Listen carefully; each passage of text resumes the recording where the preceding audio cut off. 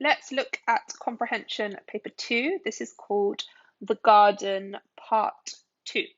So of course this is a continuation of the first comprehension. So again, similar to the first one, encourage your child to read the text, underline words that they are not sure of, discuss the meaning, and then look at the questions. Have a look at all of the questions, make sure your child understands each one. Try to get them to understand it without you telling them. Remember, children learn better when they figure it out themselves. If it's still a struggle and they really don't understand, then of course tell them. And you'll see that their comprehension skills will develop if you do this consistently and repeatedly.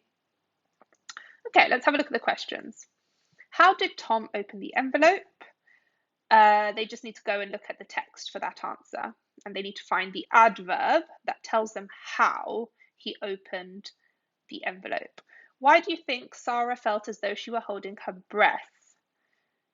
Yeah, so this is inference of meaning. They need to understand that she wants to find out what's happened to her garden. A little bit tricky, that question. Question 3. Sarah listened attentively to her brother. What is the meaning of the word attentively? Again, quite tricky. If your child has not heard of the word attentive or attentively before, they will find this question quite challenging. But within the context of the text, you can just ask your child, well, how is she listening to her brother? And they might be able to tell you, she's listening really carefully. She really wants to know what he's going to tell her. Just have a look, see what they come up with. And if not, again, spend time looking at the word attentive and what it means. What did the evil wizard reveal to Tom and Sarah that he had done? This is in the text, so that shouldn't be a problem.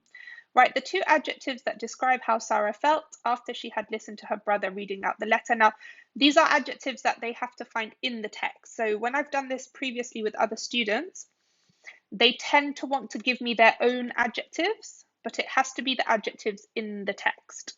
So because it says, write the 2 adjectives that describe how Sarah felt. It doesn't say, how do you think Sarah felt? If it did, then of course they could give their own 2 adjectives there. And again, we have alliteration. So this I put in just to make sure that my students remembered from paper 1 what alliteration was. Find an example of alliteration towards the end of the text. The mistakes I've seen here is children not giving it towards the end of the text and finding alliteration elsewhere. And they'll get that wrong. It has to be towards the end of the text. And those are my tips and suggestions for paper 2, The Garden Part 2. I hope that was useful.